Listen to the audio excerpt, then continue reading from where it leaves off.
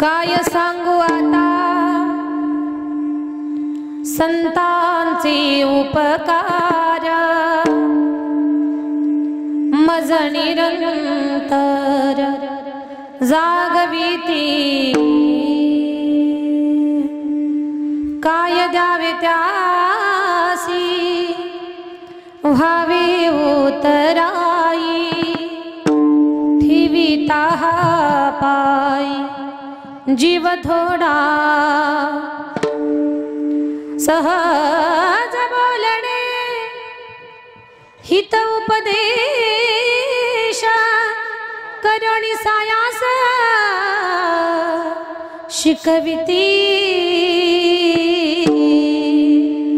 तुका म्हणे वत्स धेनु वेचे चित्ती तैसे मज येती सांभाळीत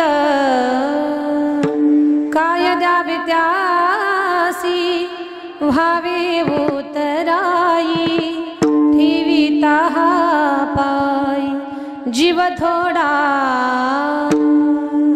विठ्ठल विठ्ठल विठ्ठल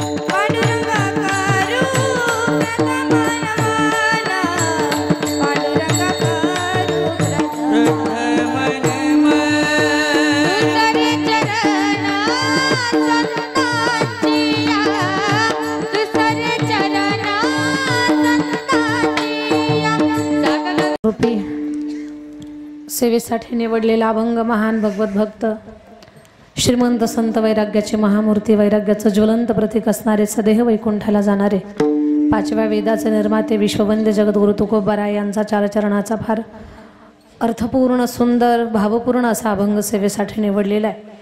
अभंगाकडे वळण्यापूर्वी अल्पसा परिहार द्यायचा असा की आपल्या गावामध्ये मागच्या वर्षी, बरोबर ना, मागच्याच वर्षी ना, श्री कलंकीनाथ महाराजांच्या मूर्ती प्राणप्रतिष्ठेचा कार्यक्रम झाला नाही. त्यानिमित्तानं यावर्षी आपण अगदी प्रगट दिनाचा तो आपण उत्सव साजरा करत आहोत. हरिभक्तपरायण सुधीर महाराज जोशी यांच्या संकल्पनेतून व महापूजा होम हवन या माध्यमातून हा कार्यक्रम संपन्न होत आहे. थोरा मोठा महात्मा मंडळीचे आशीर्वाद त्याच्यासाठी आहेत. हरिभक्तपरायण सुधीर महाराज जोशी आहेत, महंत आत्मानंद गिरीजी महाराज आहेत, स्वामी भारती महाराज आहेत, त्याचबरोबर परमपूज्य 1008 स्वामी एकलव्य भारती महाराज, सर्व महात्म्यांचे आशीर्वाद आहेत. आणि आशीर्वादातून संपन्न होत असलेला हा कार्यक्रम आहे. एक दिवसाचंच कीर्तन आहे, पण एका दिवसाच्या कीर्तनासाठी खूप गोड असं नियोजन केलं. कीर्तन सेवा माझ्याकडे जरी बरेच दिवस झाले कीर्तन सेवा माझ्याकडे सुपूर्द करून, कीर्तनाच्या साथीसाठी महाराष्ट्रातले वारकरी संप्रदायातले गोड आवाज ज्यांच्याबद्दल आम्हाला प्रचंड आदर आहे आणि गाणं ज्यांच्या कंठाचं भूषण आहे, ज्यांच्या कंठाचं सौंदर्य आहे, असे आदरणीय हरिभक्तपरायण स्वररत्न संगीत अलंकार हरिभक्तपरायण रामानंद ढाले गुरुजींसाठी जरा जोरात टाळी झाली पाहिजे. गुरुजी हिंगोली जिल्ह्याचं वैभवच नाही तर केवळ उभ्या महाराष्ट्राचं आणि ते भारताचं रत्न आहेत या मातीचं. गुरुजींसाठी आणखी काय मी वर्णन करू. आज मी स्वतःला, मला खूप आनंद वाटतोय, कारण मला वाटतं पहिल्यांदाच गुरुजी कीर्तनामध्ये साथीसाठी आहे. आणि मी पहिल्यांदाच गुरुजींना पाहिलं. यूट्यूबवरती 1-2 वेळा अगोदर गुरुजींचं गायन ऐकलं होतं, मन भारावून गेलं होतं. आणि आज प्रत्यक्षात गुरुजींचं दर्शन झालं, या गोष्टीचा मला आनंद वाटतं. गुरुजींना माझं वंदन आहे. आणि गोड कंठाचे अगदी माऊलींचा आशीर्वाद घेऊन महाराष्ट्रभर वारकरी संप्रदायात ज्यांचा यशस्वी प्रवास चालू आहे, सरळ स्वभाव आहे, सज्जन स्वभाव आहे, अगदी माऊली सूत म्हणायला हरकत नाही, संगीत रत्न, संगीत विशारद आदरणीय हरिभक्तपरायण उद्धव गुरुजी शिंदे, ज्यांना आपण उद्धव बापू म्हणतो. गुरुजींसाठी, बापूंसाठी सुद्धा टाळी झाली पाहिजे. बापूंच्याही सुंदर कंठाला माझं वंदन आहे. सहज गावं आणि अंतःकरणात त्या गाण्यानं घर करावं, ही सगळी गोड मंडळी. आणि या दोघांच्या गायकीला साथ करणं हे सोपं नाही योगेश महाराज. खरं तर यांच्या गाण्याला आपण साथ करतोय, याच्यापेक्षा आणखी आपल्याला मोठा पुरस्कार कोणता आहे. तर आमच्या हरिभक्तपरायण योगेश महाराज भोसलेंसाठी जरा जोरात टाळी होऊ द्या. सर्व हरिभक्तपरायण मंडळी, आता सर्व वारकरी मंडळी, सगळ्यांना माझं वंदन आहे मस्तक हे पायावर. या वारकरी संतांच्या काही चेहरे ओळखीचे आहेत, पण मला नाव आता गडबडीत लक्षात येत नाही. एक तर मला उशीर झाला यायला, आणि जवळजवळ तुम्ही कीर्तनाचे 2 तास अगोदर वाट पाहताय. 2 तासापासनं एवढं ऊन गरमी, आता लेकरं रडायला लागली की मला वाटतं हे सगळं माझ्याच उशिरामुळे झालं की काय. पण असो, जी ठरलेली आपली 2 तासाची वेळ आहे ती आपण पूर्ण करणार आहोत. काही हरकत नाही, मला उशीर झाला, कारण धोंडूबाईला कीर्तनाची सेवा देतानाच मी म्हणत होते की खूप लांबचा प्रवास आहे, नकोच सेवा. पण धोंडूभाऊंचा एवढा आग्रह असतो, दीदी नाही आमच्या या इथे कीर्तनासाठी यावंच लागेल. आणि धोंडूभाऊंनी आग्रह करून उमराव भोकरे यांच्या सहकार्याने संपर्क झाला आणि इथे आम्ही येऊन पोहोचलो. खूप चांगल्या पद्धतीची साऊंड सिस्टीम आहे. साऊंडवाल्या दादाचं देखील कौतुक आहे. इथे कार्यक्रमाचं शूटिंग 2-3 कॅमेरे आहेत, त्याही माझ्या दादांचं कौतुक आहे. यूट्यूब चॅनल आहेत का आपले? नावं सांगा पटापट. नाद ब्रह्म यूट्यूब चॅनल आणि नाद हरिनामाचा नाद ब्रह्म वाईटी, गावरान तडका, एवढे यूट्यूब चॅनल आहे तिथे. तर सगळ्यांचं कौतुक आहे, कारण तुम्ही सगळेजण तुमच्या चॅनलच्या माध्यमातून या कार्यक्रमाला प्रसिद्ध करणार आहात. आणि एवढे 2 रत्न, एवढी महाराष्ट्रातले बुलंद आवाज, ही गायकी आज कीर्तनाला सोबत आहे, या गोष्टीचा आनंद आहे. आणि या माझ्या 2-3 विद्यार्थिनी आहेत गुरुजी, ही तुमच्याच भागातली अपेक्षा पवार नावाची मुलगी, वाशिमच्या जवळ तिचं गाव आहे, खूप गुणी लेकरू आहे. आणि इकडे नाशिक जिल्ह्यातली आहे ही राधिका, हे परभणीकर आहेत. हे तुमच्या तिकडचे. असो, सगळ्या महाराष्ट्रभरातल्या मुली आहेत आपल्याकडे. महाराष्ट्रातल्या प्रत्येक जिल्ह्यातली मुलगी आपल्या संस्थेमध्ये अभ्यासासाठी आहे. इथे कोणी कथाकार, कीर्तनकार, प्रवचनकार असतील, सगळ्यांना माझं सादर वंदन. बाबांनाही माझं वंदन आहे. सगळ्यांना सप्रेम जयारी. महिला, माता वर्ग, पुरुष वर्ग, आबाल वृद्ध मंडळी, तुमच्या गावच्या ग्रामदैवतावर तुमची किती श्रद्धा आहे हे मला तुमच्या उपस्थितीवरनं कळालं. तर खरं तर तुम्ही तुमच्यासाठी टाळी वाजवून घ्या. आणि सगळ्यांच्या मनापासून मी धन्यवाद व्यक्त करते. आमच्या धोंडूभाऊंचे देखील मी धन्यवाद व्यक्त करते. पाठीमागे लोहगावला त्यांनी कथा ठेवली.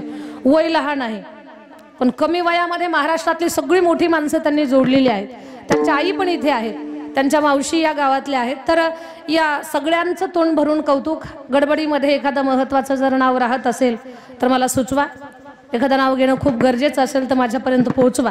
अन्यथा आपल्या सगळ्यांच्या मध्ये परमेश्वराचं चिंतन पाहू. सर्व ज्येष्ठांना माझं वंदन आहे, वारकऱ्यांना माझं सादर वंदन आहे, महिला भगिनींना माझं वंदन आहे. विठ्ठल विठ्ठल विठ्ठल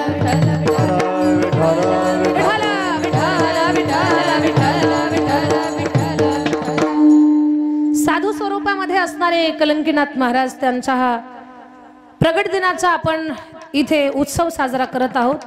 साऱ्या गावाचं हे ग्रामदैवत आहे, गावची श्रद्धा आहे. काही गोष्टी सांगणार आहे मी तुम्हाला. या देवाचं सत्व मोठं आहे, या देवावरती आपल्या सगळ्यांची श्रद्धा मोठी आहे. या देवानं आपल्यावरती कृपा करावी, आपल्या सगळ्यांचं रक्षण करावं. कारण साधूचं जीवन हे कधी स्वतःसाठी नसतं, जगाच्या कल्याणा संतांच्या विभूती. साधूचं जीवन हे जगत कल्याणासाठी असतं. तर मला एकच सांगायचं की या देवाचं पावित्र्य सांभाळणं ही आपल्या सगळ्यांची जबाबदारी आहे.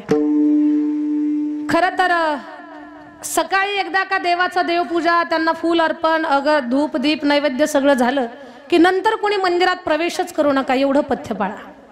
म्हणजे कोणी कधी पण येईल आणि देवाला स्पर्श करून दर्शन घेईल, नको. मला एक गोष्ट सांगा, छोटंसं लेकरू असतं, ते बाळशेदार असतं, पण सारखंच त्याला कुणी कुणी कुणी हात लावल्यानंतर त्याची तब्येत आहे तशी राहते का? झोपल्या का त्या लेकराची तब्येत आहे तशी राहते का? बरं लेकराचं जाऊ द्या, मांजराचं पिल्लू असतं घरामध्ये, त्या मांजरीच्या पिल्ल्याला जर सारखं कोणी असं सारखं ओरबाडलं, त्याला उचललं तर त्याची तब्येत खराब होती की नाही? लेकराचंही तसंच असतं, देवाचं सुद्धा तसंच आहे. देवाचं सत्व सांभाळण्यासाठी उठले की लगेच मंदिरात घुसू नका. तुम्ही एकदा का देवाचं स्नान, संध्या, पूजा वगैरे सगळं झालं, एक विशिष्ट ठरवा त्याला की एक देव ब्राह्मण ठरवा किंवा गावातल्या लोकांचं रोज एकाचा नंबर असं काहीतरी ठरवा. पण देवाचं सत्व हे टिकून राहिलं पाहिजे. आणि माझी विनंती आहे की तुम्ही म्हणाल ताई तुम्ही आम्ही महिलांच्या बाजूने उभे आहात आणि तुम्हीच महिलांच्या बाबतीत काहीतरी बोलताय, काहीतरी बोलत नाही. संन्यासी म्हणजे संन्यासी स्वरूप आहे ना, मग तिथून स्त्रीवर्गानं थोडंसं लांबूनच नमस्कार करावा, ही माझी विनंती आहे तुम्हाला. बरं नाही माझं ऐका तुम्ही.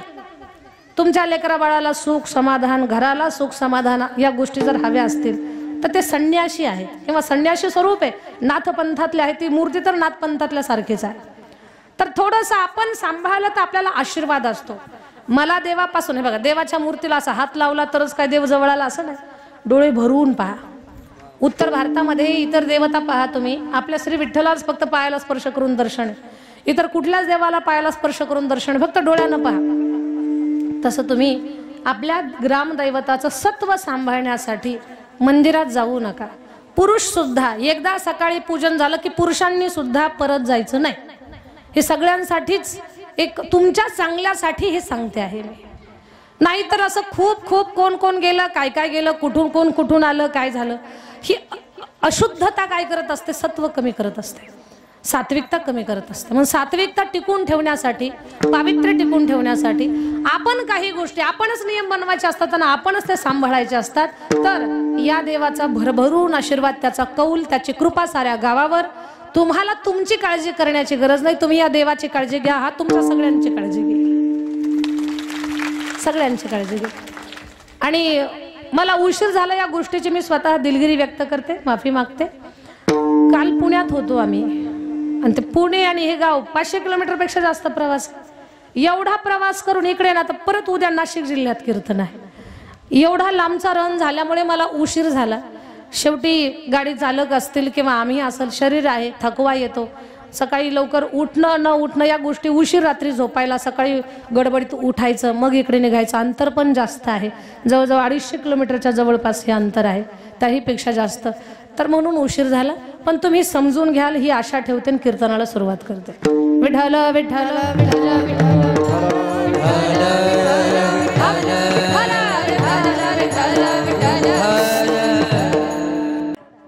साधू स्वरूप ग्रामदैवत आहे म्हणून अभंग निवडला. संतांचे आपल्या सगळ्यावरती काय उपकार आहेत, किती उपकार आहेत, काय सांगू आता. संतांचे उपकार, संतांचे उपकार काय करतात संत? मज निरंतर जागविती, आम्हाला जागवण्याचं काम करतात. काय द्यावा मी संतांना, काय द्यावे त्यासी व्हावे उतराय. ठेविता हा पायी जीव थोडा. आम्ही आमचा जीव जरी काढून ठेवला तर तो कमीच आहे. संतांच्या सहज बोलण्यातून जगाचं कल्याण. सहज बोलणे हित उपदेश. आपल्याला जर खरंच हिताचं फायद्याचं जर कोण सांगत असेल तर संत सांगतात. संतांच्या सहज बोलण्यातून तुमचं आमचं भलं आहे. माझ्या दादांनो, माझ्या ताईंनो, साधूंना सहज बोलू दे, आपलं भलं होतंय. संतांच्या सहज बोलण्यातून जगाचं कल्याण होतंय आणि तुमच्या आमच्या सहज बोलण्यातून एखाद्याच्या घरात पेटतंय. हा सहजासहज बोलण्यातला फरक आहे. सहज बोलणे हित उपदेश करोणी सायास शिकविते. कुणीतरी विचारलं संताचा साधकाबद्दल भाव कसा. उत्तर मिळालं गायीचा बछड्याबद्दल जसा. तुका म्हणे वत्स धेनू वेचे चित्ती तैसे मज येते सांभाळित. हा या अभंगाचा अर्थ झाला. आता याचा आपण विस्तार करू. विठ्ठल विठ्ठल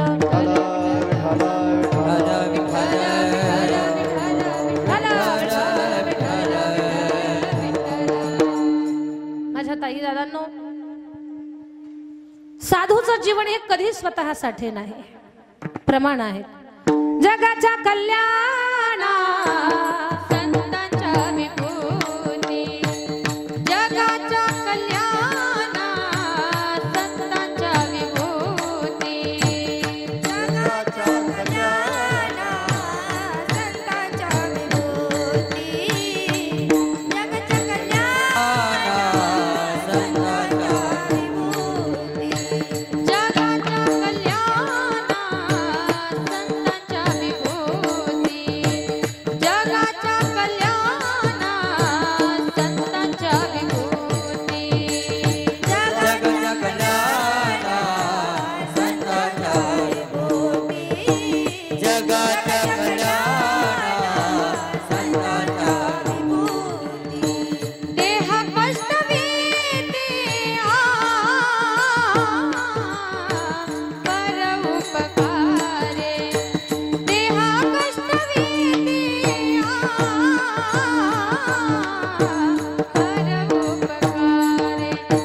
जगाच्या कल्याणा संतांच्या विभूती. जगाच्या कल्याणा संतांच्या विभूती. देह कष्ट वीते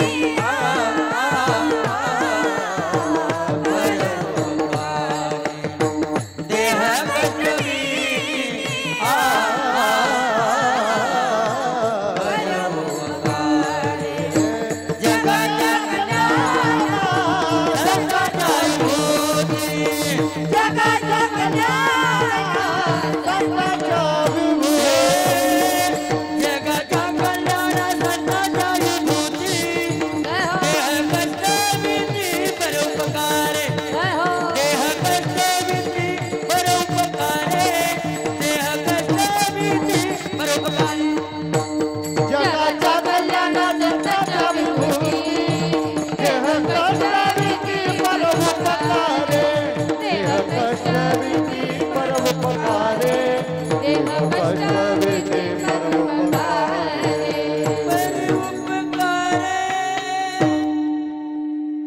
जगाच्या कल्याणा संतांची विभूती. देह कष्टविती परोपकारे. जगत कल्याणासाठी रात्रंदिवस चंदनाप्रमाणे झिजणारे जर कोण असतील तर फक्त संत आहेत. समाजामध्ये अनेक तऱ्हेची लोक पाहायला मिळतात. काही लोकांना फक्त स्वतःचं जीवन कळतं, कोणाकोणाला स्वतःचं कळतं, दुसऱ्याचंही कळतं. संत असे असतात की ते स्वतःकडे दुर्लक्ष करतात पण समाजाच्या उद्धारासाठी प्रयत्नशील असतात. धर्म रक्षा बया करणे साधू होताचे अवतरणे. साधू होताचे अवतरणे. साधू होताचे अवतरणे.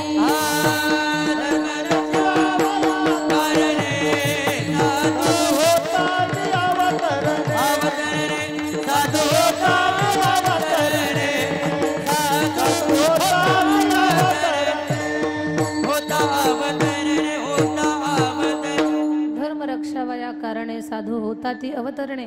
जगत कल्याणासाठी साधूचं जीवन आहे. साधू कधी स्वतःसाठी जगतच नाही, तुमच्या आमच्यासाठी जगत असतात. आपण फक्त आपल्यासाठी जगतो. आपल्यात पण बरेच प्रकार आहेत. काही लोकांना फक्त स्वतःचा स्वार्थ कळतो, दुसऱ्याचं त्यांना कधीच भलं करता येत नाही, कधीच नाही. माझं बोलणं तुम्हाला कळावं म्हणून एक उदाहरण सांगते. आत्ताच काल शिवरात्र झाली, काल परवा शिवरात्रीचा खूप मोठा महापर्व काळ पूर्ण झाला. परवाची शिवरात्र म्हणजे तब्बल 300 वर्षानंतर आलेला तो सिद्ध योग होता की ज्या दिवशी प्रदोष आणि चतुर्दशी दोन्ही एकत्र आल्या होत्या. खूप मोठा पर्व काळ होता ना. मी असं गृहीत धरते की तुम्ही सगळ्यांनी त्या दिवशी शिवपूजन केलंय. भगवान भोलेनाथ उमानाथ त्यांचा आता पर्व काळ झाला. असा एका गावामध्ये 2 मित्र होते.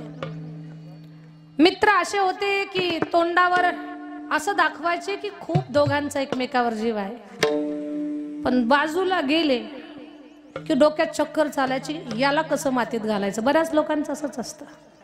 तोंडावर खूप कौतुक करणार, मागे गेले की याला मातीत कसं घालायचं त्याचं प्लॅनिंग करणार. जगामध्ये बऱ्यापैकी लोक स्वतःच्या दुःखानं कमी दुःखी आहेत, पण दुसऱ्याच्या सुखानं जास्त दुःखी आहे.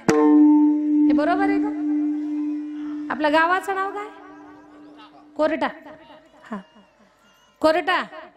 हे बरोबर आहे का मी बोलते ते? स्वतःच्या दुःखानं कमी दुःखी आहेत लोक, पण दुसऱ्याच्या सुखानं जास्त दुःखी आहेत. पण कोणीतरी सुखी आहे ही गोष्ट माणसाला सहनच होत नाही. कोणीतरी तुम्हाला म्हटलं ना मी खूप सुखी आहे, समजावं ते माणूस आगीत रॉकेल टाकण्याचं काम करतोय. कोणीतरी सुखी आहे ही गोष्ट सहन होत नाही. तर तो जो गृहस्थ होता, दोघं मित्र तोंडावर खूप चांगलं बोलायचे, पण पाठीमागे त्यांच्या डोक्यात चक्कर असायचे की कसं काय करायचं. त्यांच्या ओठात एक आणि पोटात एक.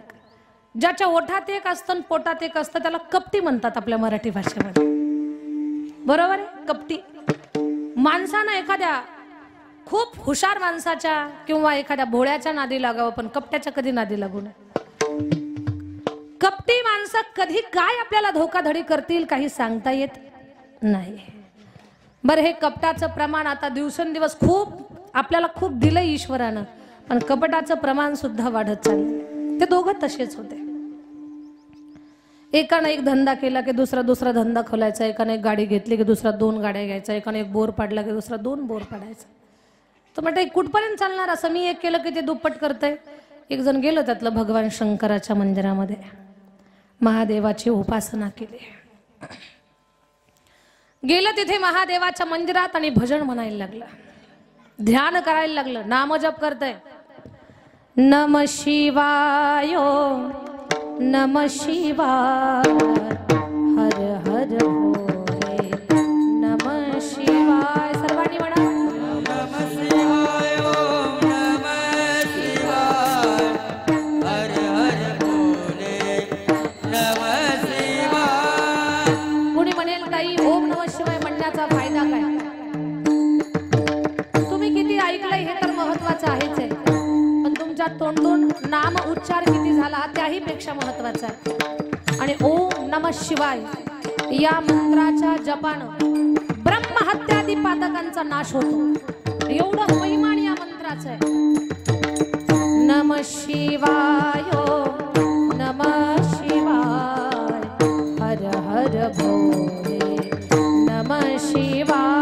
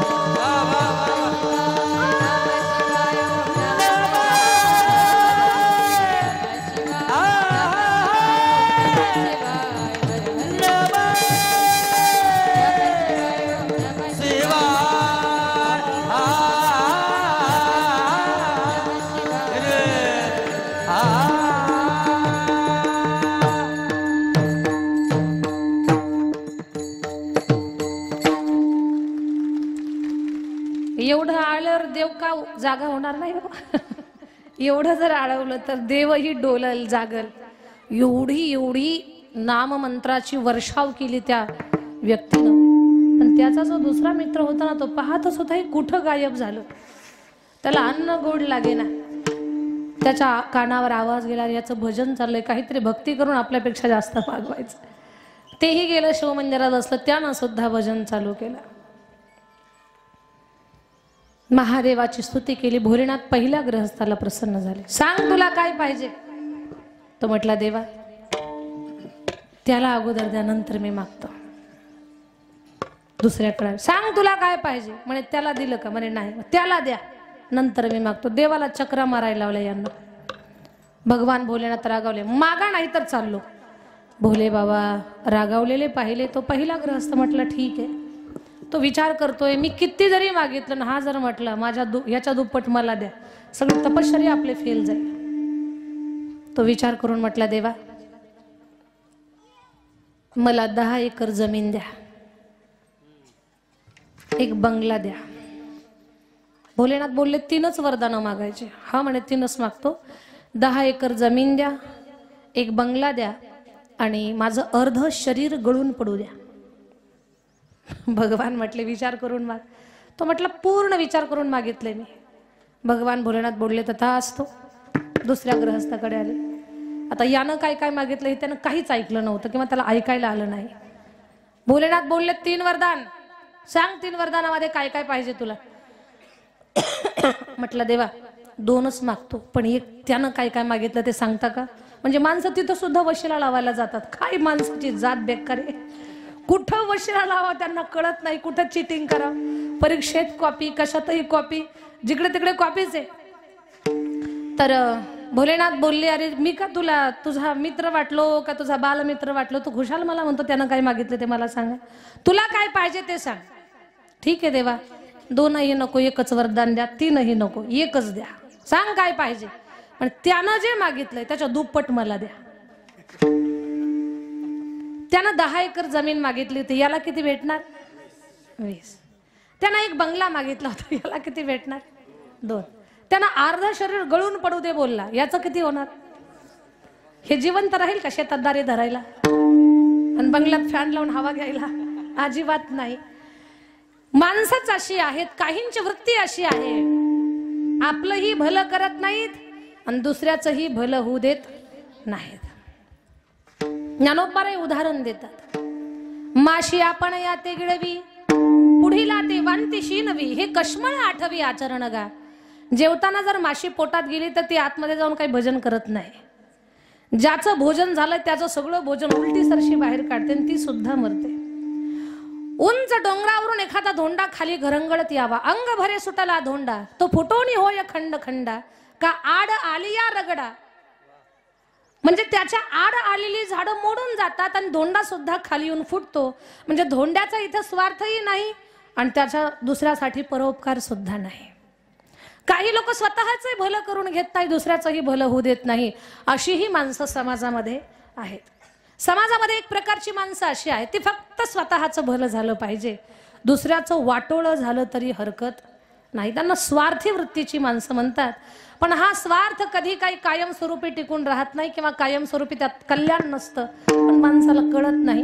एक 90% लोक अशा स्वभावाचे आहेत की आपलं चांगलं झालं पाहिजे, दुसऱ्याचं वाटोळ झालं तर झालं. उदाहरण सांगते. एक सभा भरली होती.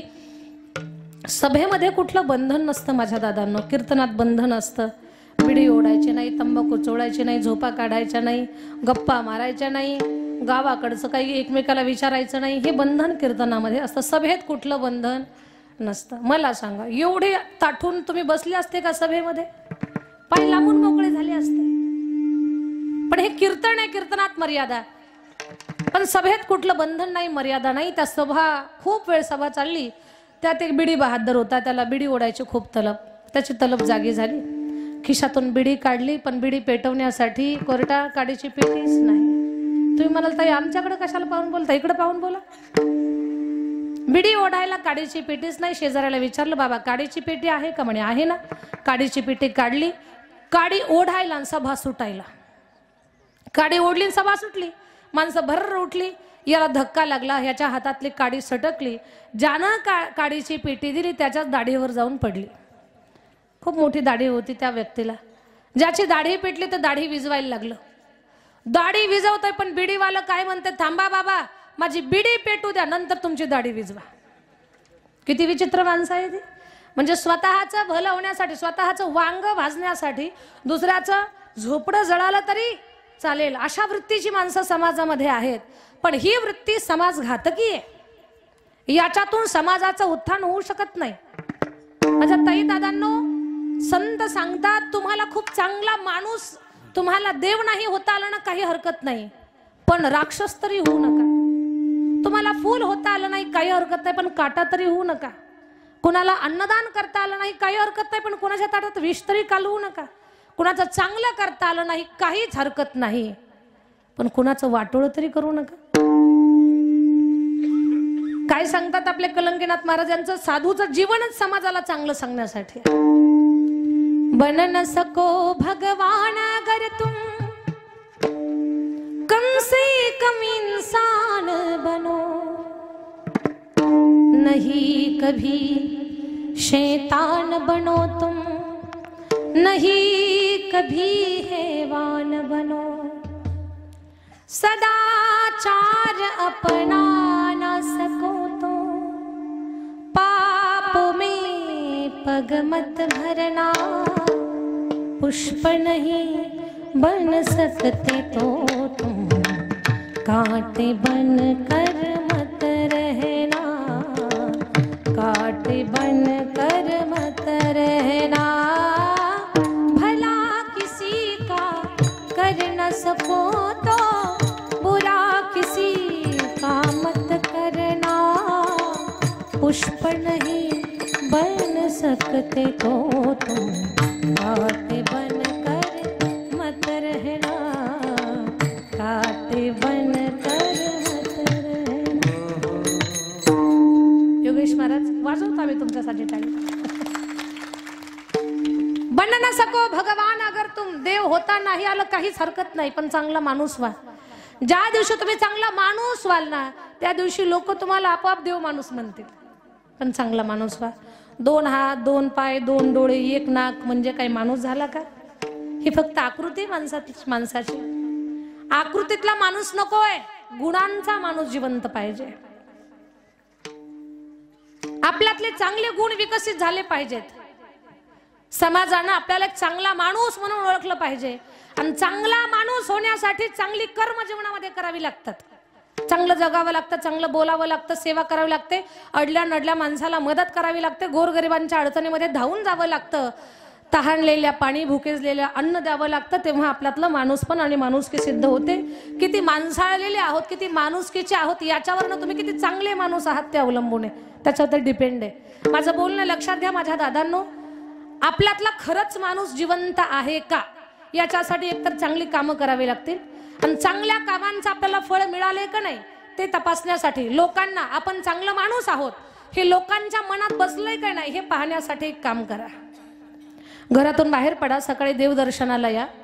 मंदिरात येईपर्यंत किती लोकांचे आपल्याला हात जोडल्या जात आहे. आदरानं बरं, म्हणजे ओठात एक आणि पोटात एक नको. आदरानं अंतकरणातून किती लोक आपल्याला हात जोडतात. तात्या, आबा, अण्णा, दादा, काका, रामकृष्णारी, जय हरी, रामराम, बरे आहात का, तब्येतीची काळजी घ्या, चला चहा घेऊ, असे किती लोक आपल्याला नमस्कार करतात. याच्यावरनं तुम्ही किती माणुसकीचे आहात ते लक्षात येत आहे. आणि घरातून बाहेर पडले, मंदिरात दर्शन घेतलं, मंदिराला काय साऱ्या गावाला चक्कर मारली, पुन्हा घरी पोहोचले.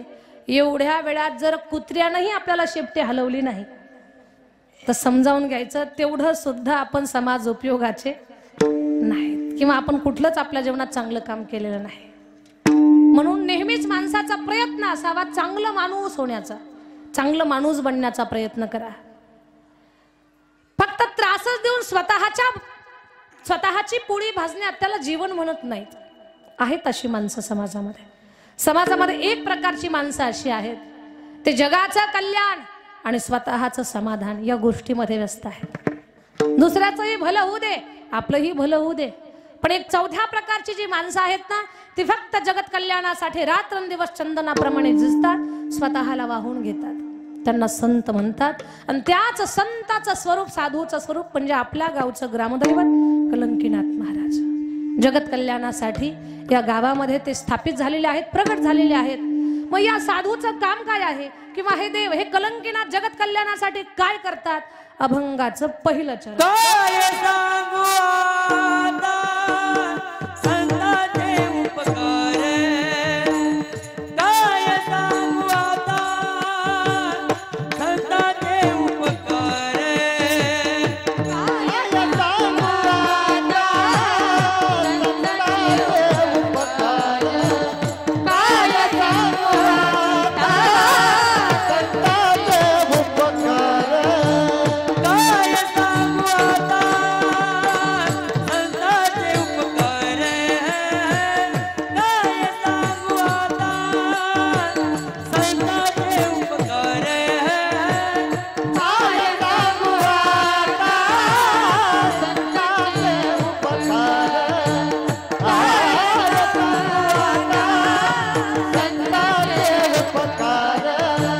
मज निरंतर, मज निरंतर, मज निरंतर जागविती काय जागत्यासी भावे उतराये, काय जागत्यासी भावे उतराये.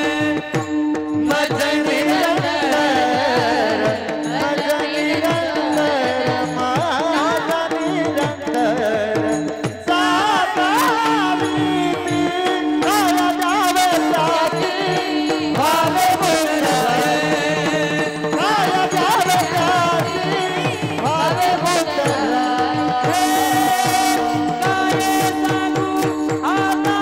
सांगू आता संतांचे उपकार,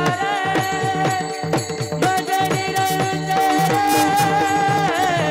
मज निरंतर जागविती काय सांगू आता संतांचे उपकार, मज निरंतर, मज निरंतर जागविती बापूंसाठी टाळ्या वाजवत आपण सगळेजण. फार सुंदर. काय सांगू आता संतांचे उपकार, मज निरंतर जागविती.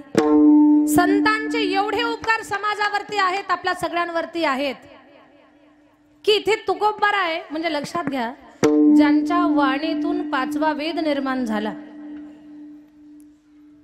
सरस्वतीला सुद्धा वाटावं की तुकोबारायांच्या जिभेवर मी जाऊन बसावी आणि अभंग रूपानं मी सुद्धा अभंग व्हावी, असं सरस्वतीला वाटावं. त्या वाणीला प्रश्न लागलाय की काय सांगू बरं मी आता.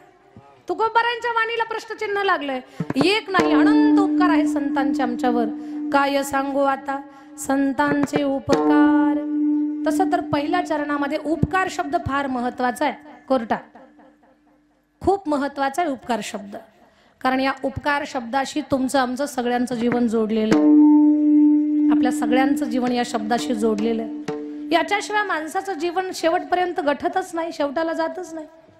जीवनच असं आहे. आता लक्षात घ्या, उपकार आणि अपकार हे एकाच नाण्याच्या 2 बाजू आहेत. तर हा उपकार शब्द कळावा, अपकार म्हणजे काय तो कळावा. उपकारानं आपण जगतो का साधू जगतात, अपकार आपण करतो का दुसरं कोणी करतं हे आपल्या सगळ्यांना कळावं. याच्यासाठी एकच उदाहरण देते, म्हणजे दोन्ही गोष्टी लक्षात येतील. बोलण्याकडे लक्ष द्या. एक शेतकरी गृहस्थ होता. त्यानं 2 तरणी गोरी बैलगाडीला जुंपली आणि तरण्या गोऱ्यांना घेऊन शेतामध्ये निघाला. तरण्या गोऱ्यांना काही शिस्तीमध्ये चालायची सवय नसते बरं. खदाडाक खदाडाक खदाडाक खदाडाक खदाडाक खदाडाक पळणार, उगी पळणार खदाडाक खदाडाक. तो तरणी गोरा शेतकऱ्याने जुंपली, बैलगाडीला शेतामध्ये गेला आणि त्यानं दिवसभर शेतातलं काम पाहिलं. संध्याकाळी पुन्हा ती बैलगाडीला जुंपली आणि गावाकडे निघाला. आपल्या सगळ्यांना माहिती आहे, गाव जवळ आलं की बैल येड्यासारखी करतात. हा शेतकऱ्यांचा अनुभव. आपण सगळे शेतकरी आहेत बरोबर. झोपले का काय? नाही ना. मला सांगा, बैलगाडीला जुंपली. संध्याकाळी जेव्हा गावाकडे येतात तेव्हा बैल येड्यासारखे करतात. गाव जवळ आलो की बैल येड्यागत करतात. पाहुणे घरात आले की लेकर उलट्याच उड्या मारतात. ते का मारतात त्याचं उत्तर अजून सापडलं नाही, पण उलट्याच मारतात उड्या. त्या उलट्या उडीला काय म्हणतात तिकडं कोर्टात? कोणती उडी आहे बाबा? कोलांटी उडी का? ही अशी कोलांटी उडी मारण. मी काय उडीच्या विरोधात नाही बरं. मोठी मोठी माणसं मारतात, मग लेकरांनी मारलं तर काय? तर शहाण्या माणसाला कुणीकडे उड्या मारावं ते कळ ना. लेकरं उड्या मारतात. मी काय उडीच्या विरोधात नाही. मारू द्या लेकरांना उड्या. आईजवळ उडी मारा, बापाजवळ उडी मारू नका. पाहुण्याच्या थोबाडावर.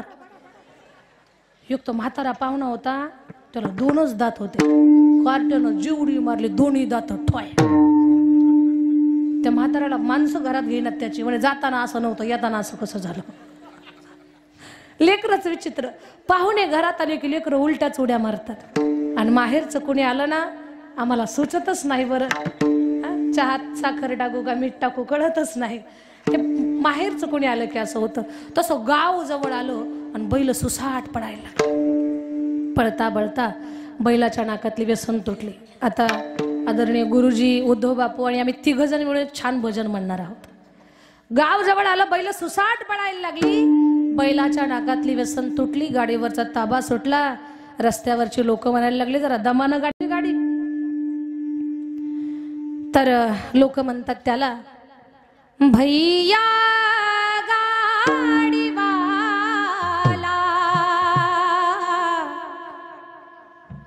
भैया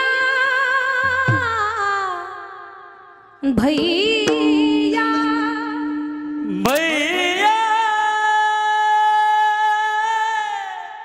रे भैया गाडीवाला रे भैया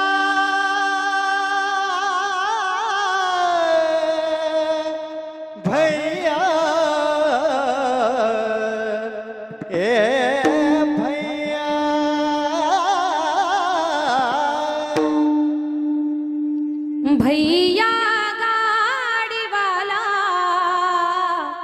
गाडी धीरे धीरे धीरे हाले. वाह वाह ओ गाडी धीरे धीरे धीरे धीरे धीरे हाकले. गाडी धीरे हाकले, गाडी धीरे हाकले, गाडी धीरे हाकले. भैया भैया भैया भैया भैया भैया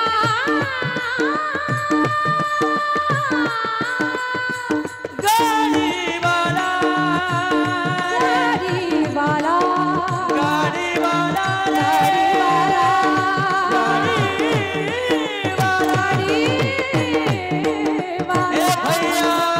रे भैया भैया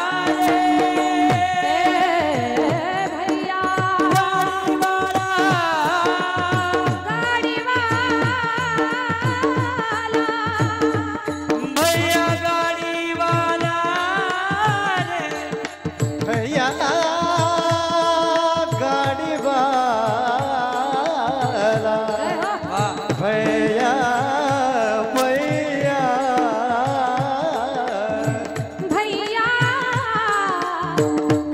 गाडीवाला,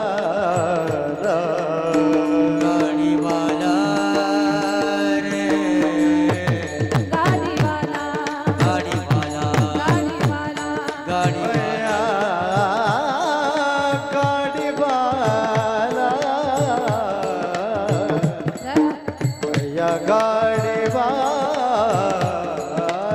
वाह भैया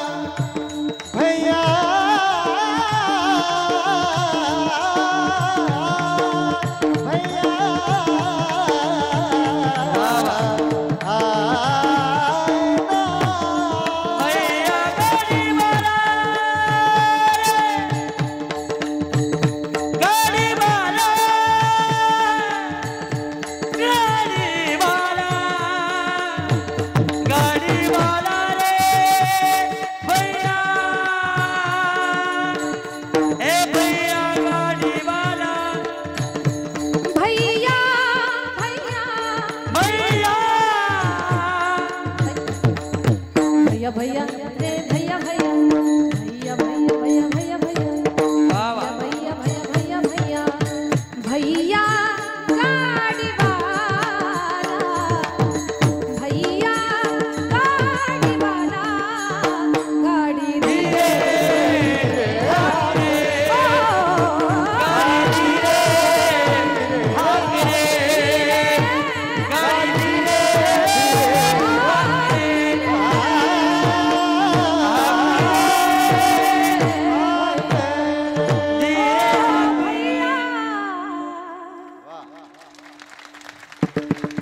गाड़ी तेरी रंग बिरंगी बैल तेरे गुलजार रे हखने वाला छैल छबेला बैठने वाला भैया भैया भैया भैया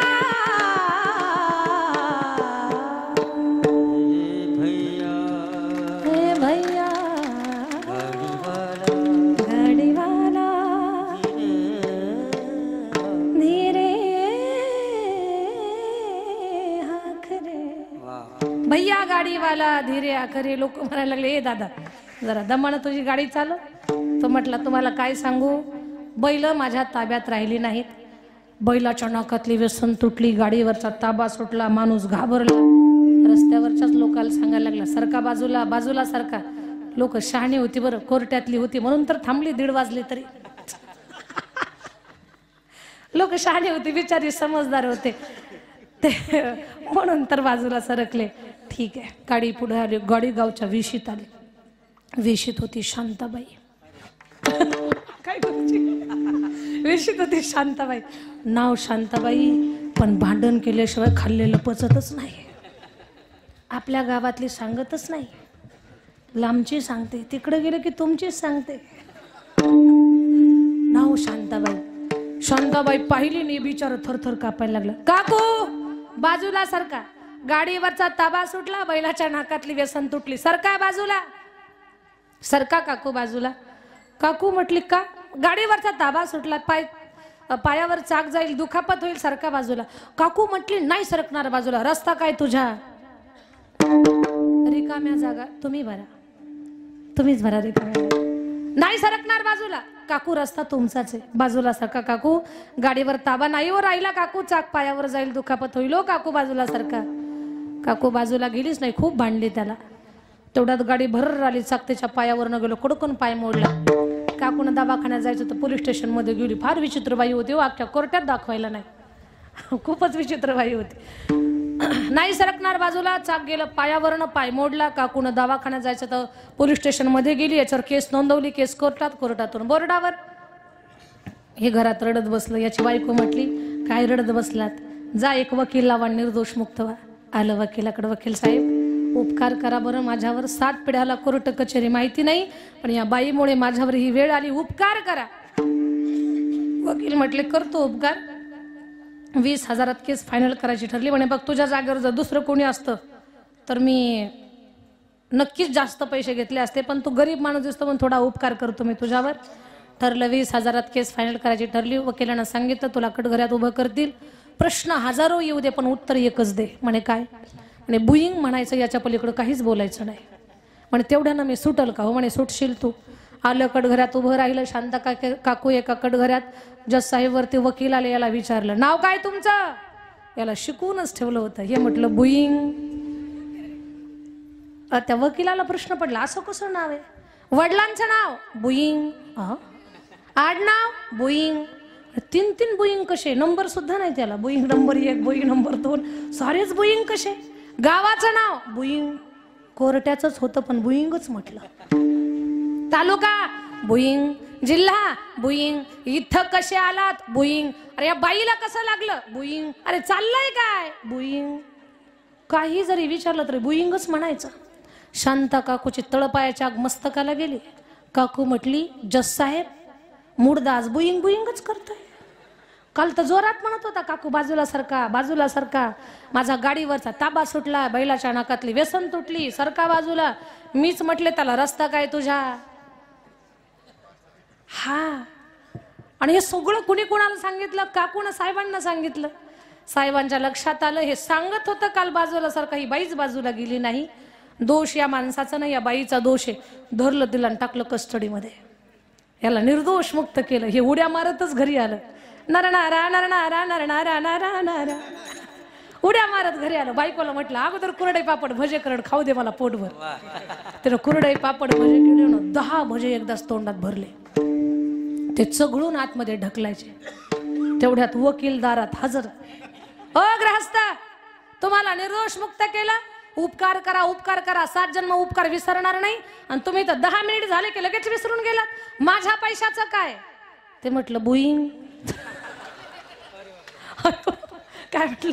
बुईंग. कीर्तन झाल्यावर मला बुईंग करू नका म्हणजे झालं. हा करता, आपल्याला बुईंग नाही करणार. जरी मला बुईंग करण्याचा प्रयत्न केला तर मी इथंच बशीन, कुठंच नाही जाईन. विठाला विठाला.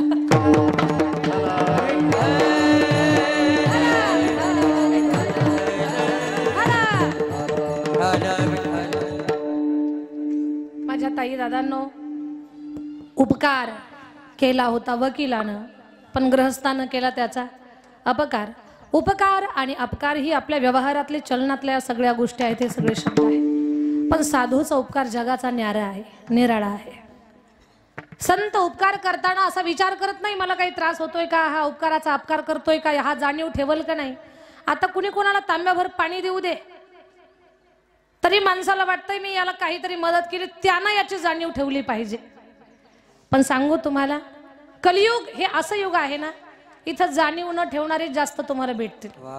म्हणून कधीच मी याच्यासाठी एवढं केलं, त्यानं माझी जाणीव ठेवली नाही, या विचारानं दुःखी राहायचं नाही. कारण हे युग कलियुग आहे. इथं आपण कुणासाठी काहीतरी चांगलं केलंय, त्यानं पण आपल्यासाठी काहीतरी चांगलं केलं पाहिजे, हे डोक्यातून काढून टाकून मगच चांगले कामं करत चला. तुम्ही जर आशा ठेवली मी यांच्यासाठी चांगलं केलंय, त्यांनी माझ्यासाठी सुद्धा चांगलं केलंच पाहिजे, ही जर आशा तुम्ही चांगलं काम करताना मनात ठेवली तर तुम्हाला कधीच समाधान आणि सुख लागणार नाही. कारण हे कलियुग आहे. कारण इथे एक उपकार करा, अपकार करणारा तयारच आहे आपल्यावरती. मग तुम्ही म्हणाल, उपकार केल्यानंतर जर अपकार होत असेल तर कशाला उपकार करायचा? अरे तरुण नाही का जायचं आपल्याला? हे जगात हा भवसागर तरुण जाण्यासाठी चांगली कामं करावीच लागणार आहेत आपल्याला. फक्त आशा ठेवू नका. श्रद्धेय न्यायाचार्य नामदेव शास्त्रीजी महाराज फार सुंदर सांगतात बरं. मायबाप लेकराला घडवताना काही कमी कष्ट घेतात का? त्याला घडवतात, वाढवतात. डोक्यावर अक्षदा पडला की पोराचं डोकं बिघडतं, मग मायबाप दुःखी होतात. अरे या लेकराला आपली काहीच जाणीव राहिली नाही, त्यानं आपला काहीच उपकार ठेवला नाही. श्रद्धेय शास्त्रीजी सांगतात की तुम्ही आशाच ठेवू नका. का आशा ठेवू नका? तुमच्या फायद्याचं सांगते मी तुम्हाला. चिमणा चिमणी असतात ना, त्या पाखरांच्या चोंचेमध्ये छोट्या छोट्या पिल्लांच्या चोंचेत चारा भरतात. ते त्यांना चारा भरण्याचं, त्यांना सांभाळण्याचं काय करतात? काम करतात. ते आशा ठेवतात का की हे मोठे झाल्यावर आम्हाला चारा आणून देतील म्हणून? जर पक्षी अपेक्षा न ठेवता आपल्या पिलांचं लालन पालन करत असतील तर आपणही थोडंसं त्यांच्याकडून शिकावं, म्हणजे म्हातारपण सुखात जाईल. ताणतणावात टेन्शन मध्ये जाणार नाही. याच्यासाठी किती केलं पण तो कसा निघाला, आमचाच पोरगा गद्दार झाला, हे दुःख तुम्हाला राहणार नाही. कथा कीर्तनातून शिकायचं काय आपल्याला? फक्त समजदार व्हायचं आणि मनाला समजावून सांगायचं आणि एकट्यालाच जीवनाचा संघर्ष करायचा, हे समजून घ्यायचं आपल्याला कथा कीर्तनातून. चला, मी तुम्हाला मोलाचं सांगत आहे. माझ्या बोलण्याचा विषय असा आहे की उपकार करणं हा साधूचा स्वभाव आहे आणि उपकाराचा अपकार करणं हा जीवाचा स्वभाव आहे. पण साधू तसे नाहीत. आपण त्यांना कितीही अपकार द्या, आपण त्यांना कितीही त्रास द्या, तरी ते आपल्यावरती उपकारच करणार. अनंत उपकार आहे संतांचे आपल्यावरती. साधूचं समाजामध्ये स्थान काय? कुणी कुणी म्हणत असेल गावाचं ग्रामदैवत आहे, मंदिर बस बांधण्याची आणि मूर्ती स्थापण्याची गरज काय असेल बरं? सांगू तुम्हाला, साधूचं समाजामध्ये एवढं मोलाचं स्थान आहे. भाजीमध्ये मीठ जेवढं महत्वाचं आहे ना, तेवढे संत आपल्या जीवनात महत्वाचे आहे. भाजीतून मीठ वजा करा, जेवणाची चव निघून जाईल. जीवनातून संत वजा करा, जीवनाची चव निघून जाईल. संत आपल्या जीवनामध्ये फार मोलाचे आहेत. त्यांचे अनंत उपकार आपल्यावरती आहेत. काय उपकार आहेत त्यांचे आपल्यावर? मज निरंतर जागवी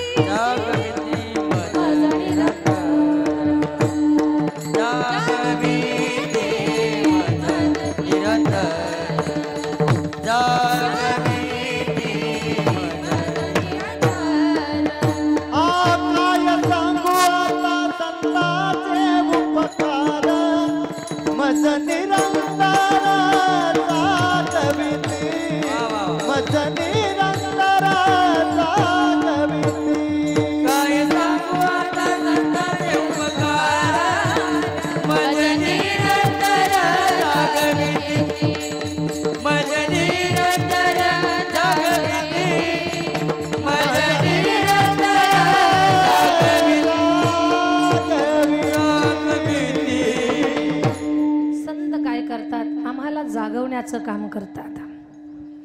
जागवतात. नेमकं काय करतात तुम्ही म्हणलं? आम्ही कुठं झोपलेले आहोत. अज्ञानाची झोप, त्या अज्ञानाच्या झोपेतून सज्ञान बनवण्याचं काम, ज्ञानाचा प्रकाश दाखवण्याचं काम संत करतात.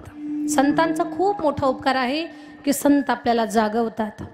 उठा जागे भारे आता, उठा जागे भारे आता, स्मरण करा पंढरीनाथा, स्मरण करा पंढरीनाथा, भावे चरणी ठेवा माथा, भावे चरणी ठेवा माथा, चुकवी व्यथा जन्माच्या, चुकवी व्यथा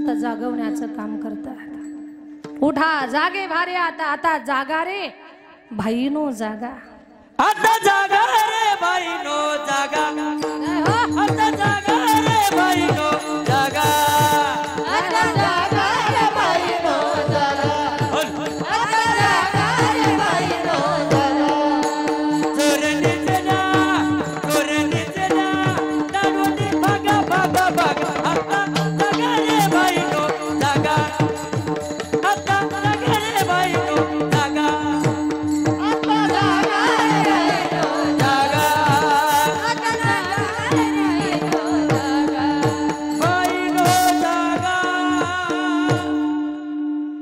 जागा. खरंच जागवलंय बापू गाण्यातून. आता जागा रे भाईनो जागा. जगजोगी जगजोगी जाग जाग बोलते. संत आपल्याला जागवण्याचं काम करतात. जागा करणं म्हणजे काय करणं? परमार्थाला लावणं. जागा रे गोपानो, जय हो. राम नामी जागा, राम नामी जागा, जागा रे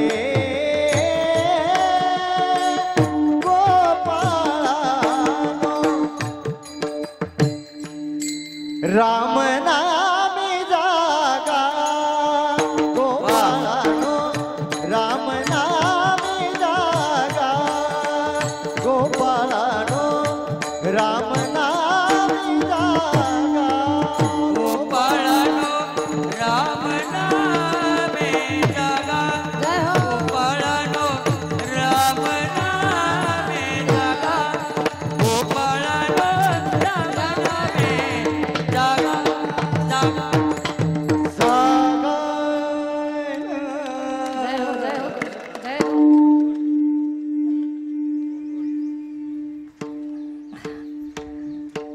तुमच्या आवाजामध्ये एक काय जादू आहे बरं, काहीतरी असं आहे, भाव आहे तो थेट अंतःकरणाला स्पर्श करतोय.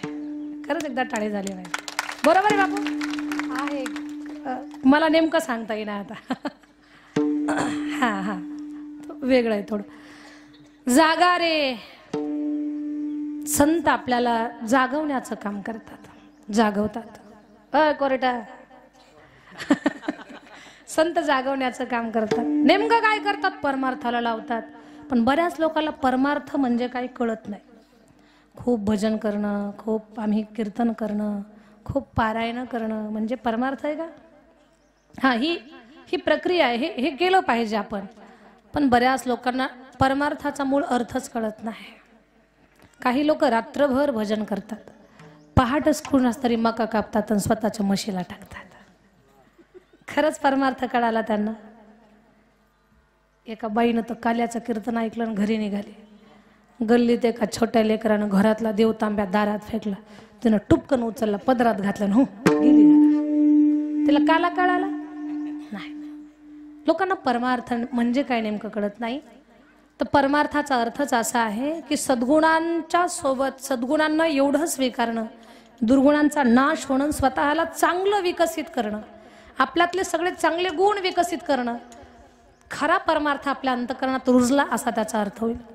कानानं चांगलं ऐकणं, तोंडानं चांगलं बोलणं, डोळ्यानं चांगलं पाहणं, जबाबदारीनं राहणं, कर्तव्याला पाठ कधी न दाखवणं, कर्तव्याला पार पाडणं, म्हणजे खऱ्या अर्थानं आपण परमार्थ आपल्या अंगामध्ये रुजला असा त्याचा अर्थ होतो.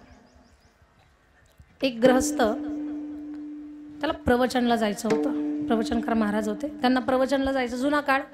बैलगाडीमध्ये बसून निघाले. प्रवचनकार महाराज बैलगाडीमध्ये बसून निघाले. त्यांना बरोबर 4 वाजता जायचं होतं. उशीर व्हायला लागलेला होता. प्रवचनांची वेळ 4ची होती. उशीर व्हायला लागला.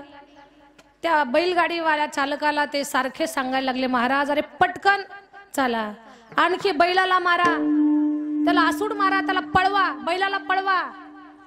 तो बैलाचा मालक, गाडी मालक म्हणतो, महाराज किती पळू, अजून त्याचं शेपूट दुमतलंय, त्याला पाठीवर आसुडानं मारलंय, आणखी किती मी बैलाला पळवू? म्हणे माझी प्रवचनाची वेळ संपून जाईल, पटकन चला, बैलाला पळवा.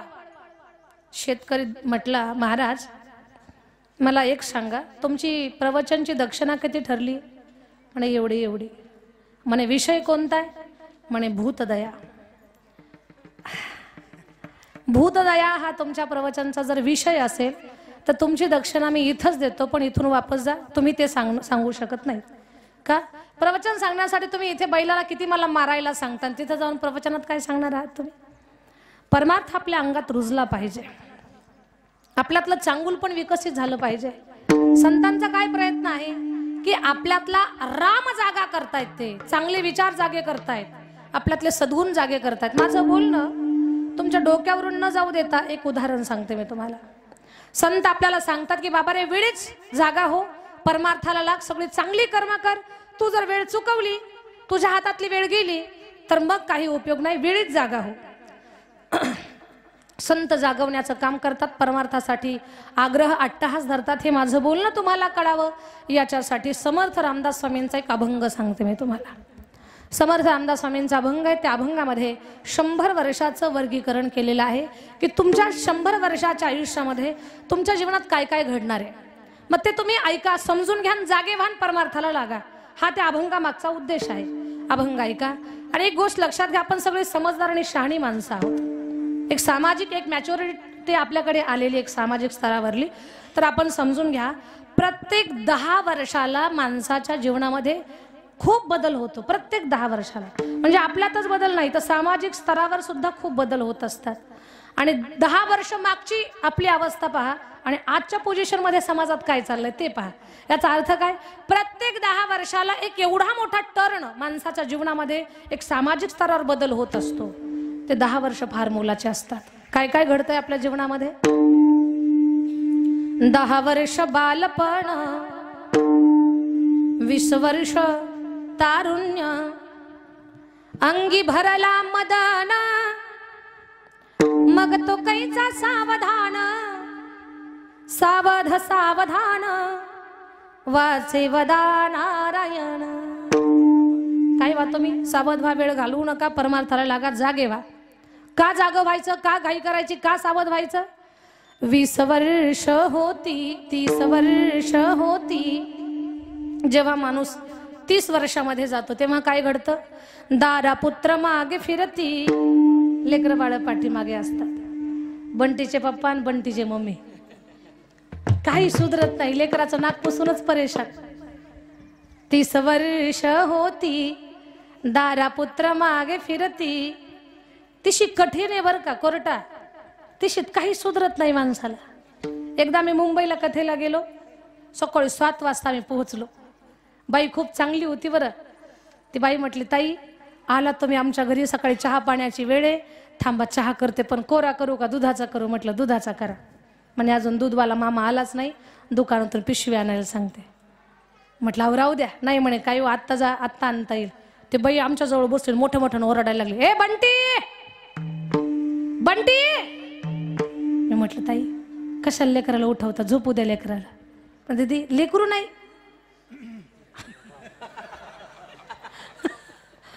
कळालं वाटतं, लेट करंट लागला का, जोर जोरात ओरडतो, ए बंटी. म्हटलं ताई नका ना लेकराची झोप मोडू. तो पण असं वाघ झोपेतून उठावा, बोल स्वीटी. म्हटलं हा बंटी आहे का काय? मग मला बंटी दिसला. मी म्हटलं आम्हाला चहाच नको वगैरे, आम्हाला चहाच नाही घ्यायचा. म्हटलं अवघड काम आहे, तिशी अवघड आहे. 30 वर्ष होती, दारा पुत्र मागे फिरती. आपलं खेड बरं आहे, अजून शहरात काहीच खरं नाही. प्रपंच लागे पाठी, मग तो कैचा परमार्थी. सावध सावधान, वाचे वदा नारायण. 40 वर्ष झाली, डोळा 40 आली. 40 चष्मा लागतो, सावध राहायचं. या डोळ्यानं काय पाहायचं ते आता ठरवायचं.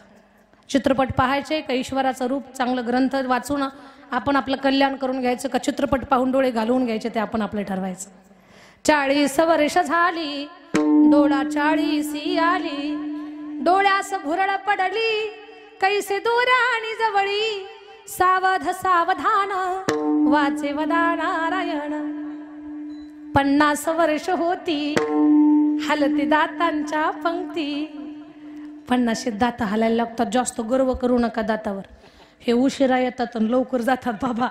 यांच्या एवढं धोकेबाज दुसरं कोणी नाही. जेव्हा सगळे दात पडतात ना तेव्हा तोंडात काहीच नसतं, पण म्हातारी माणसं उगीच तोंड हलवत बसतात. काय बाबा तोंडात काहीच नाही.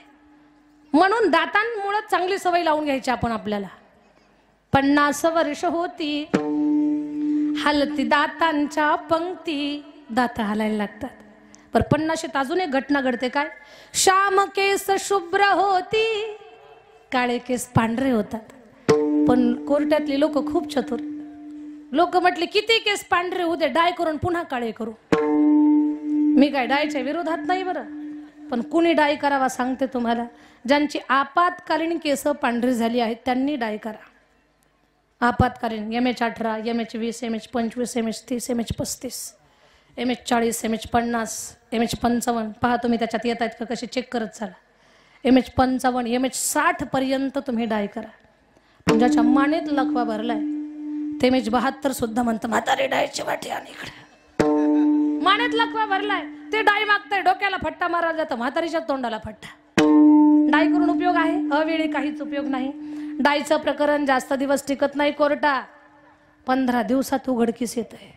इकडून काळ इकडून काळ, मध्येच कमी दाबाचा पट्टा. जसं काय डांबरीवर धुकं पडलंय. श्याम केस शुभ्र होती, त्यासी म्हातारा म्हणती. सावध सावधान, वाचे वदा नारायण.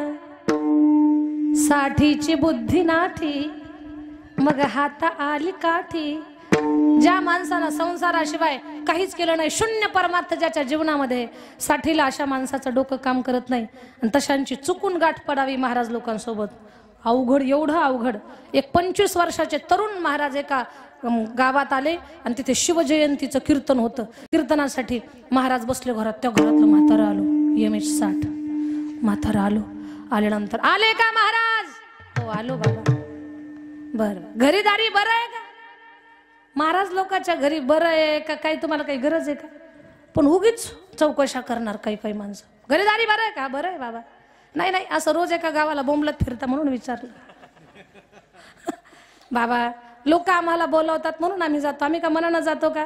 नाही हा बरोबर आहे म्हणे, ते पण बरोबर आहे. बर बर. लग्न काही झालंय का? नाही बाबा लग्न नाही झालं. महाराज लाजले. 25 वर्षाचे होते. नाही झालं. बर. पोरं बाळ किती आहेत तुम्हाला?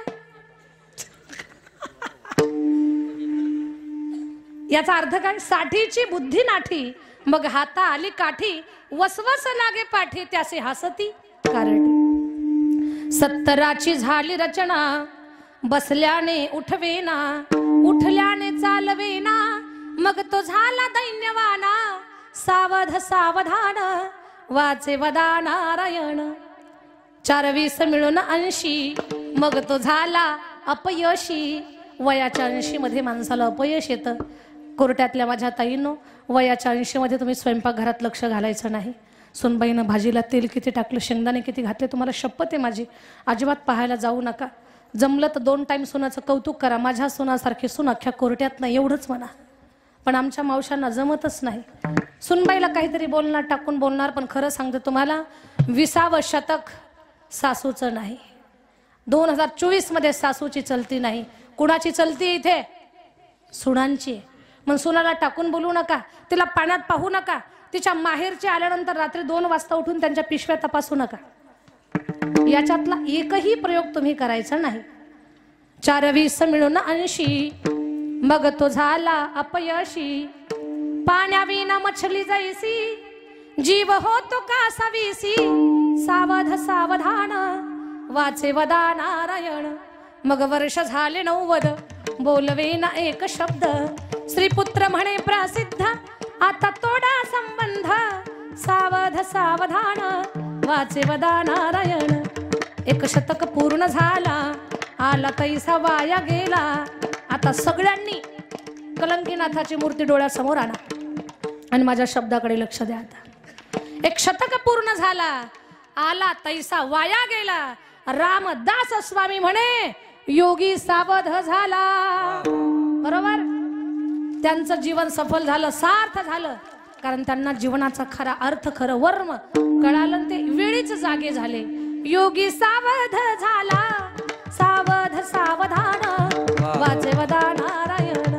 सावधान, सावध व्हा, परमार्थाला लागा. सर्व इंद्रियांच्या माध्यमातून सत्कर्म करा. का सत्कर्म करा?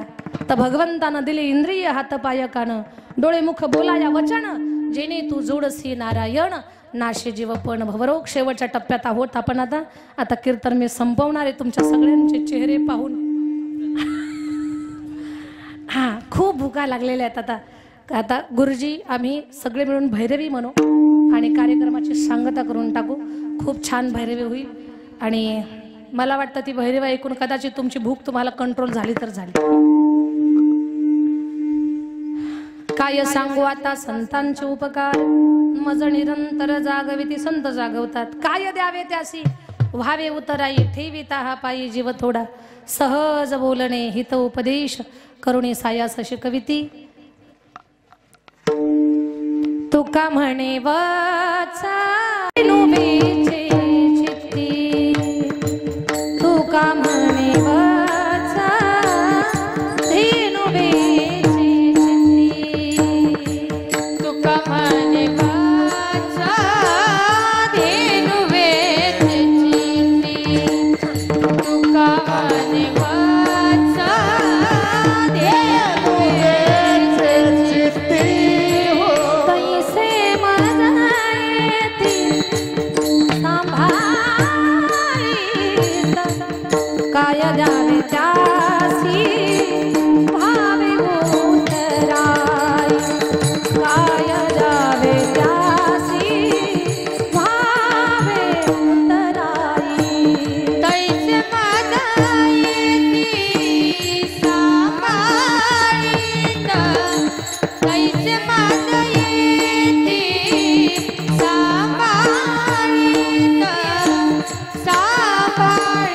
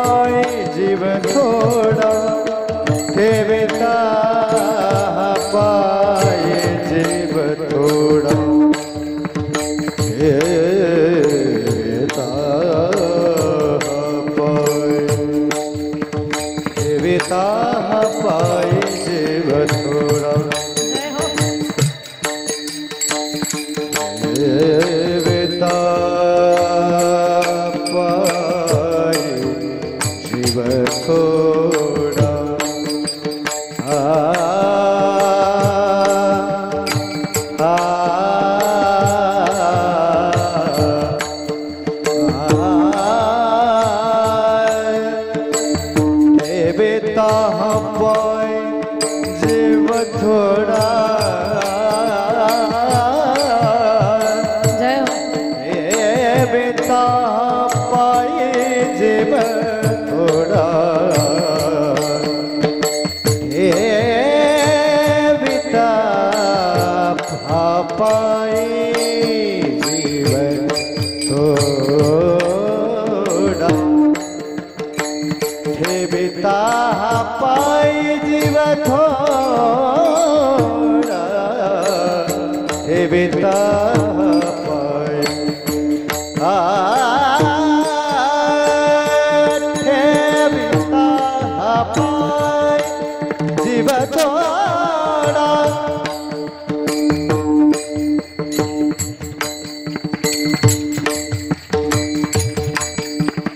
हे बेटा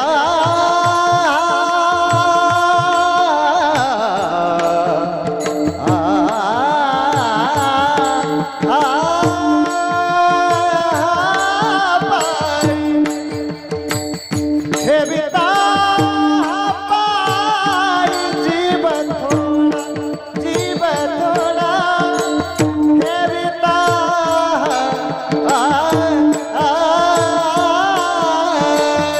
जीव थोड़ा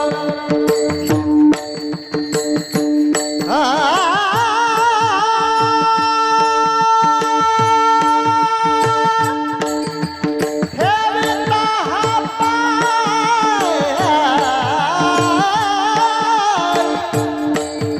हे बेटा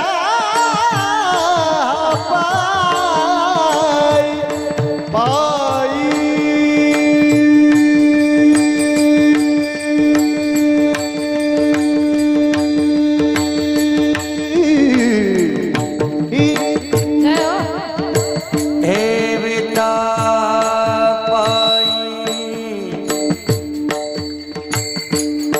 जीव थोड़ा थोड़ा थोड़ा थोड़ा आवाज जा हे बेटा पाई हे बेटा पाई जीव थोड़ा हे बेटा पाई जय हो जीव थोड़ा जीव थोड़ा जीव थोड़ा रे जय हो हे बेटा हे बेटा पाई जीव थोड़ा जीव थोड़ा हे बेटा पाई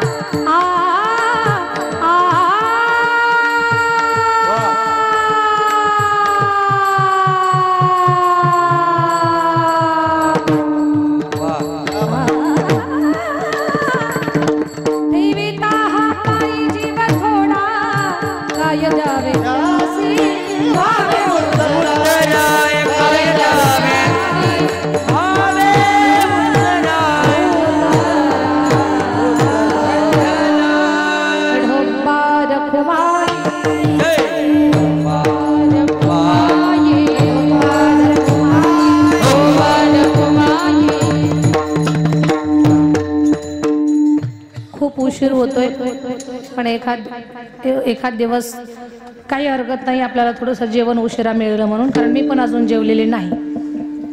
त्याच्यामुळे तुम्ही पण स्वतःला कंट्रोल करा. इथे 2 किलो गहू जप महिलांनी केला, बरोबर का? आणि 2 किलो गव्हात 44,000 जप झाला. क्या बात आहे. 210 महिलांनी मिळून हा जप केला. माझ्या ताईनो, भगवंताचं नाम हा सगळ्या गोष्टीचा सार आहे. आणि तुम्ही ते नामस्मरण करताय, या गादीवर उभं राहून सांगते, ज्यांनी अखंड जप करतात त्यांचं 100% जीवनामध्ये कल्याण होणार.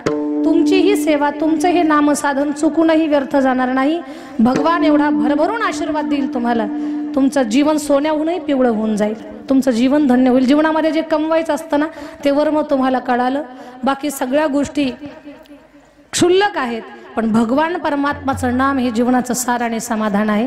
ते वर्म तुम्हाला कळालं. असंच तुमच्याकडनं अखंड नामस्मरण घडत राहावं एवढी मी भगवंताला प्रार्थना करते. गहू लावताना जे तुम्ही नामस्मरण केलं ना, तर त्या गव्हाच्या पोळ्या करताना सुद्धा नामस्मरण करा. नामस्मरण करून परिवाराला खाऊ घाला. परिवार उन्नत होईल, अंगात बळ येईल, लेकरू हुशार होईल, घरात आलेली लक्ष्मी टिकल, गावात घराला किंमत प्राप्त होईल आणि भगवान परमात्माचे तुम्ही लाडके व्हाल. संत न बोलावता तुमच्या घराला येतील, सगळे सत्कर्म तुमच्या माध्यमातून घडतील. तुमचं दैनंदिन जीवन हे यज्ञापेक्षा काही कमी असणार नाही. पण त्याच्यासाठी तुम्हाला रामकृष्ण हरी मंत्राचा जप करावा लागेल. जे करताय ते पुढे कंटिन्यू करत राहा, कल्याण होईल तुमचं. याच्या पलीकडे माझ्याकडे दुसरा कोणता शब्द नाही. 100% तुमचं कल्याण होणार. आणि पहा, कीर्तनाच्या व्यासपीठावरनं आम्ही कुठली राजकीय गोष्ट बोलावी हे माझ्या स्वतःच्या व्यक्तिगत स्वभावामध्ये नाही, पण समाजातल्या ज्या काही मोलाच्या गोष्टी असतात त्या लोकांपर्यंत पोहोचवणं. म्हणजे जसं की छत्रपती शिवाजी महाराजांनी साऱ्या उभ्या महाराष्ट्रासाठी, हिंदू माणसांसाठी काम केलं. आज आपल्या गळ्यात माळ, गळ्यात टाळ, भाळावर बुक्का, कपाळावर कुंकू, दारामध्ये तुळस, मंदिरावर कळस, महिलांच्या नाकात नथ आणि पुरुषांच्या ओठावर मिशी. कुणामुळे जिवंत असेल तर केवळ महाराष्ट्राचे राजे छत्रपती शिवाजी महाराजांच्यामुळे आहे. 350 वर्ष झाले महाराजांचा, एवढं मोठं महाराजांनी या जनतेसाठी, महाराष्ट्रातल्या गोरगरीब माणसासाठी काम केलं. बरं, महाराजांनी जातीपातीच्या पलीकडे महाराजांनी काम केलं. पण ज्या महाराजांच्या मावळ्यांनी जीव तोडून स्वराज्य उभारण्यासाठी प्राणपणाला लावले, त्याच महाराष्ट्रामध्ये काही गोष्टी आपण पाहतोय की अन्यायकारक. मला कुठल्या जातीबद्दल नाही बोलायचं. आज छत्रपती शिवाजी महाराजांनी जो समाज जमा केला ना, 18 पगड जात, छत्रपती शिवाजी महाराजांनंतर विखुरलेल्या मराठी समाजाला एकत्र करण्याचं काम मनोज जरांगे पाटलांनी केलेलं आहे. दुसरं कोणीच नाही करू शकलं. पण मराठा समाजामध्ये काही माणसं अशी आहेत की जो माणूस समाजासाठी धडपड करतोय, तळमळ आहे, काहीतरी चांगलं घडलं पाहिजे. लक्षात घ्या, सर्वच समाजामध्ये, मी फक्त मराठा समाजाचीच बात करणार नाही, तर सर्वच समाजामध्ये सगळीच लोक श्रीमंत नाहीत आणि सगळेच गरीब नाहीत. ठराविक लोक असे आहेत की तेच गड्डर श्रीमंत आहेत आणि गोरगरीब माणसं मरून चालली, त्यांना भाजीला तेल सुद्धा नाही, त्यांच्या घरावरचा अजून पत्रा निघाला नाही, पाण्याची सोय नाही, लाईटची व्यवस्था नाही, लाईट बिल आलं तर भरायचं काय हा प्रश्न आहे. शेतकरी राबून कष्ट करून शेतकऱ्याच्या अगदी अंगाला कातडी चिटकली आणि शेतकऱ्यांचे कष्ट खाऊन काहींची अंग सुटली. ही शोकांतिका आहे. हे समाजात अभ्यास करण्यासारख्या गोष्टी आहेत. तळागाळातला समाज आज एकाच गोष्टीसाठी एकत्र आलेला आहे. जरांगे पाटील, आम्ही तुमच्या सोबत आहोत. फक्त आमच्या लेकराच्या अभ्यासाला न्याय मिळावा. आम्हाला पैसा नको, आम्हाला बाकी काही नको, फक्त आमच्या हुशारीला थोडीशी दाद द्या. याच्यासाठी आपल्या सगळ्यांच्या अंतःकरणातलं दुःख घेऊन समाजाच्या, शासनाच्या समोर मांडणार एक व्यक्तिमत्व म्हणजे मनोज जरांगे पाटील. आणि लक्षात घ्या, त्यांचं एवढं योगदान आहे. कुणी कुणासाठी 17 दिवस उपवास राहील का हो? कुणी कुणासाठी आपल्या अंगातलं रक्त जाळून घेईल का हो? कुणी म्हणाल का मी चाललोय आता समाजासाठी, तुझ्या कपाळावरचं कुंकू पुस? ही हिंमत जर कुणात असेल तर त्यांना समोर येऊन दाखवावं. बोलणारे खूप असतात, पण वास्तवात या सगळ्या गोष्टी जे जगतात त्यांना मनोज जरांगे पाटील म्हणतात. व्यक्तिगत काय स्वार्थ आहे? सगळ्यांसाठी त्यांचं काम चालू आहे. बरं, लक्षात घ्या, मराठा हा शब्द बाजूला ठेवा. एखादं लेकरू रात्रंदिवस डोळे फोडून अभ्यास करतंय आणि खूप अभ्यास करतात, तिकडं बाप गाठी जो धोतर घालतोय, माय फाटला पदर डोक्यावरती घेते. लेकरू शिळ्या तुकड्यांना, भाकरीच्या तुकड्याला चटणी टोचून खातंय, डोळे फाडून अभ्यास करतंय. आणि एवढा जीव तोडून अभ्यास करूनही जर त्याला मेरिटमध्ये येण्यासाठी कुठेतरी जात आडवी येत असेल तर त्या लेकराचा जीव काय म्हणत असेल. मग ती लेकरं एवढा अभ्यास करून एवढे टक्केवारी घेऊन फक्त कॅटेगरीमध्ये न बसल्यामुळे जर लिस्टमधून बाजूला जात असतील तर अशी आपली लेकरं जी त्यांना असं वाटतं की आमचं जीवन संपलं, आता गळ्याला फास लावून घेतात. मग हे कुठेतरी थांबलं पाहिजे. याच्यासाठी जरांगे पाटलांचा लढा आहे. मी म्हणेल हा गरजवंत मराठ्यांचा लढा आहे, हा श्रीमंताचा नाही. आणि एकही श्रीमंत या लढ्यात नाही. सगळे श्रीमंत आपापल्या जागेवर गाड्यात फिरताय, निवांत राहत आहे. हा फक्त गरजू लोकांचा लढा आहे. मला जातीपातीवर बोलायचं नाही. का तर माझ्याकडे 18 पगड जातीच्या मुली कीर्तनाचा अभ्यास करायला आहेत. एका जातीची नाही, आदिवासी समाजाच्या मुली सुद्धा मी भागवत कथाकार बनवल्या. एक तर ती बहुरूप्याची मुलगी कीर्तनकार बनवली मी. सगळ्या जाती धर्माच्या मुली आहेत माझ्याकडे. धनगर, वंजारा, कुणबी, मराठी, साडी, तेली, तांबोळी, चांभार, कुंभार, ढोर सगळ्या जाती धर्माच्या मुली माझ्या संस्थेमध्ये अभ्यासाला आहेत. आणि त्यांना शिकवत असताना कधीच आमच्या तोंडातून जात हा शब्द कधीच बाहेर पडत नाही. ती लेकरं सुद्धा तशीच घडताय. पण हे आज का बोलायची वेळ आली तर आपण डोळ्यांना पाहतोय. कुणी म्हणजे सगळ्या जाती धर्माच्या लोकांना माहिती आहे की काय आज मराठा समाजातल्या पोरांची दुरावस्था आहे. खूप शिकताय पण गावाकडे मोकार फिरताय. का शिकून काही उपयोगच नाही. त्याच्या वर्गातलं त्याची कॉपी करून अभ्यास करून पास झालेलं ते खुर्चीवर बसलं नाही, त्याच्यात कबशा धुत आहे. ही वाईट अवस्था आहे. कुठेतरी अभ्यास करणारा न्याय मिळावा म्हणून माझी विनंती आहे, जातीचं स्वरूप या गोष्टीला न देता सगळ्यांनी जो तळागाळातली जी गरीब लोक आहेत ना मराठा समाजातली, त्यांच्या उत्थानासाठी या संघर्षामध्ये या लढ्यामध्ये सगळ्यांनी अगदी यश मिळेपर्यंत जुटून राहावं. आपल्याला आडकाठी आणणारे, आपला बुद्धिभेद करणारे भरपूर असतात. पण विचार करा, त्या माणसाला लाच लुचपत घ्यायची असती, काहीतरी स्वतःची प्रसिद्धी करण्यासाठी जर त्या माणसाला काही करायचं असतं तर घरावरचे पत्रे केव्हाच निघाले असते, प्रॉपर्टी झाली असती. पण तो माणूस विकला गेला नाही म्हणून समाजानं त्या माणसावर विश्वास ठेवला.